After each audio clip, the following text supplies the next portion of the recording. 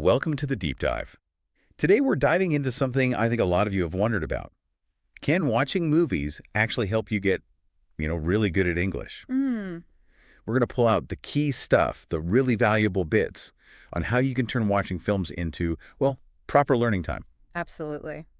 And we're not just talking why it works. We're really getting into the how. Like, how do you pick the right movie for where you're at? Right. How do you actually use subtitles effectively? And even practicing speaking, like the actors you see on screen, stuff like that. Okay. And definitely stick around because we've got some personal stories, maybe, and for sure some specific movie recommendations to get you started. Yeah, our mission today is really to boil down all the info we've gathered, give you that shortcut to knowing how this movie learning thing works. We've got some surprising facts maybe and definitely practical tips you can use like tonight. Mm-hmm. So let's just jump right in. The big question: why are movies such a good tool for learning English? What makes them different from, say, opening a textbook? Well, the really key thing is that movies give you real, natural English. It's so different from textbook language, which can be a bit stiff. Uh-huh. In movies, you hear how people actually talk. Slang, jokes, the way their body language connects to what they're saying, the emotion. Yeah. All that stuff is super hard to get from just reading. You hear how someone asks a question naturally or, expresses happiness or frustration in a real way. That makes a lot of sense. Yeah. Textbooks can feel kind of detached sometimes. But what about the stuff that's not just words? Like the cultural bits, the hidden meanings. Do movies help with that? Oh, that's a great point. And yeah, that's where movies are fantastic. They teach you pragmatics, how language is used in context. Okay, pragmatics. Like sarcasm, for example. Right. A book tells you amazing means very good. A movie shows you someone saying amazing, but meaning the total opposite. Right. Tone of voice, facial expression. Exactly. All those cues, you learn the word and how it works in a real social situation. Wow. That's a whole layer that textbooks often miss. It's crucial. And I guess beyond all the technical language stuff, there's just the fact that it's fun. Learning should be enjoyable, shouldn't it? That's got to be a big plus. Oh, absolutely huge. When you're actually having a good time, your brain connects learning with something positive. Right. And that means you remember stuff better, you learn faster, and you actually want to keep doing it. Your brain's basically saying, hey, this is cool, let's do more of this. Okay, so real language, context, and fun. Got it. But practically speaking, when people try this, subtitles are often the first hurdle. It seems simple, but what's the best way to use them? Or should you avoid them? Yeah, that's a super common question. And the answer is definitely yes, use them, but you need a strategy. Think of it like a three-step process. Okay. Step one, watch the movie or a scene, whatever, with subtitles in your native language. Mhm. First time through, just focus on understanding the story, the context, what's going on. Makes sense. Get the basic plot down. Yeah. Then what? Then you watch the same thing again, but this time switch to English subtitles. This is where you start connecting the sounds you're hearing with the words written on the screen. Ah, okay. Matching sound to text. Exactly, building that bridge. And then, step three, watch it again, no subtitles at all. This is the real workout for your ears. You're training your brain to understand just by listening. It's kind of like learning to ride a bike then, isn't it? Start with training wheels, native subs, then maybe just one, English subs, and finally you take them off completely. That's a perfect analogy. Yeah, you gradually reduce the support until you're doing it on your own, building that listening skill. But that second step with the English subtitles, isn't there a danger people just end up reading the screen instead of really listening, like using it as a crutch? That's a really valid concern, and yeah, it can happen. The trick is to be active about it. Try to listen first, really focus on the sounds, and only glance down at the subtitle if you're truly stuck. Don't just follow the text with your eyes the whole time. And remember, step three is crucial. Taking the subtitles away forces you to rely on your ears, to listen for the gist, the main idea, even if you don't catch every single word. That's super important for real conversation. Listening for gist, yeah. Yeah. That feels more like real life. Okay, so we know how to handle subtitles.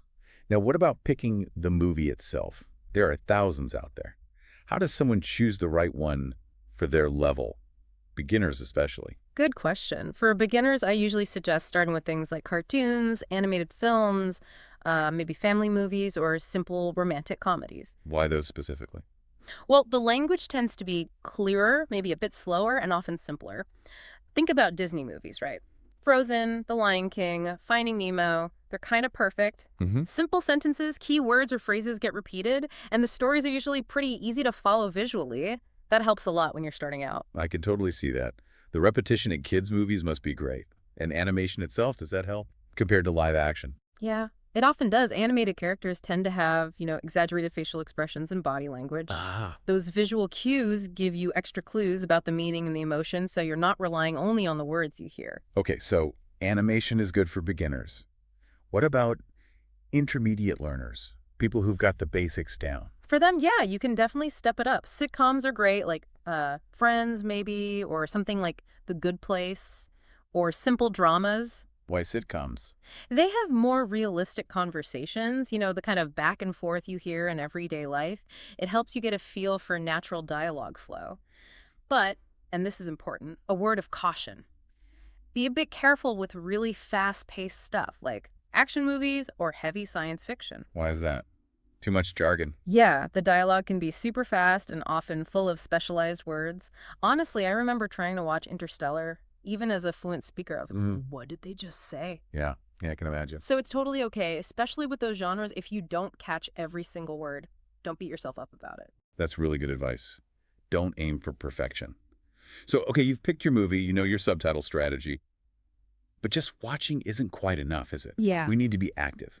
What are some techniques for really learning while watching? Absolutely. Passive viewing is nice, but active is where the learning happens. One simple thing. Pause the movie when you hear a word you don't know. Okay, just hit pause. Yep.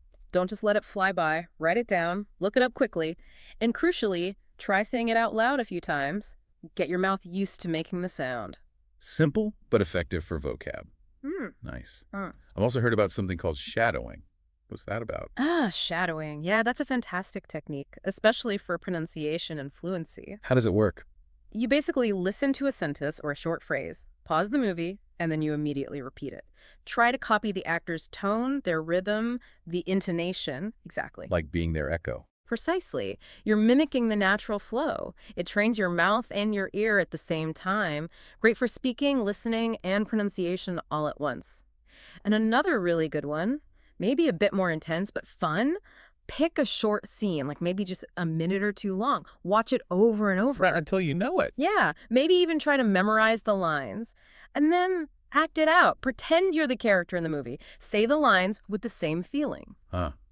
That sounds fun, actually. It really is. And it builds confidence like crazy because you're not just learning words, you're learning whole chunks of natural speech. With the emotion attached, you start to internalize it. Those are great active strategies. Okay, so we know what to do. Let's flip it.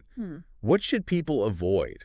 What are the common mistakes or pitfalls when using movies to learn? Yeah, good idea. Mistake number one, probably the biggest, is just watching with no plan.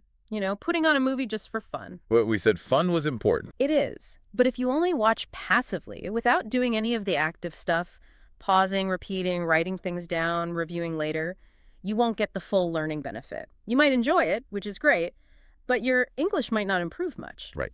Fun plus action equals learning. Got it. Yeah. What else? Mistake number 2. Picking movies that are way too difficult for your level right at the start. I actually did this myself. Well, almost. When I started learning English, I loved Harry Potter. Good choice. Yeah, but I started with the first movie, where the language is simpler. If I tried to jump straight into, like, movie 5 or 6, forget it. Exactly. It just leads to frustration, you feel lost, overwhelmed, and then you're likely to just give up. Start easier and build up. And mistake number 3, trying to understand every single word. So many learners get bogged down by this. Yeah, that perfectionism thing again. Right. It's okay to miss words, especially at the beginning. Focus on the main idea, the story, the overall feeling of the scene. Getting the big picture is way more important than understanding every tiny detail. That's really freeing, actually. Focus on the gist. Thinking back to my Harry Potter days, I actually used to write down all the spells. Really? Yeah. It sounds silly, but it made learning those words fun, and it definitely helped my listening and even trying to say them. That's brilliant. It's exactly that kind of active, enjoyable engagement. For me, it was The Sound of Music. Oh, a classic. Yeah, I must have watched it dozens of times. I learned all the songs, bits of dialogue. It just makes learning feel less like work and more like, well, fun. It sticks better when you connect with it like that. Totally. Okay, so maybe drawing from our experiences and what works, let's give people some concrete recommendations. For beginners, what are some good starting points? Hmm. We mentioned Disney, but maybe specifically things like Toy Story, Moana, Zootopia maybe. Oh, and Home Alone is probably pretty good too. Yeah. Quite visual. All excellent choices. Clear language, lots of visual support. And for intermediate learners, people ready for a bit more. You could try something like The Pursuit of Happiness. Emotional, great story. Or maybe Notting Hill, a classic rom-com. Forrest Gump has fairly clear narration, which helps. The Intern is quite good too. Lots of workplace dialogue, but very accessible. Great list. And one more practical tip maybe, don't forget about shorter things like YouTube videos on topics you like, or even just single episodes of TV shows. Oh, definitely. Good point. Sometimes sitting down for a whole 2-hour movie feels like too much. A 20-minute sitcom episode can be perfect for a focused practice session. Much more manageable. So pulling this all together, what's the big takeaway for you listening? Well, movies really can be like your classroom, right? And the characters are kind of your teachers. It brings the language to life. Yeah, exactly. It's about changing how you see movie watching, not just zoning out, but actively, joyfully learning. And remember that core idea. Watch, pause, write, repeat. But maybe the most important part of that mantra is missing. Most of all, have fun with it. Enjoy the movie, enjoy the process. Well said. Yeah. So now it's over to you. You've got the strategies. You've got some ideas. What movie you're going to watch this week to practice your English? Yeah, we genuinely love to know. Let us know your choice, or if you have comments or other movie suggestions, share them. It helps everyone learn together. Thank you so much for joining us for this deep dive into learning English with movies. We hope it's giving you some fresh ideas and some real tools to use on your language journey. Happy watching and happy learning.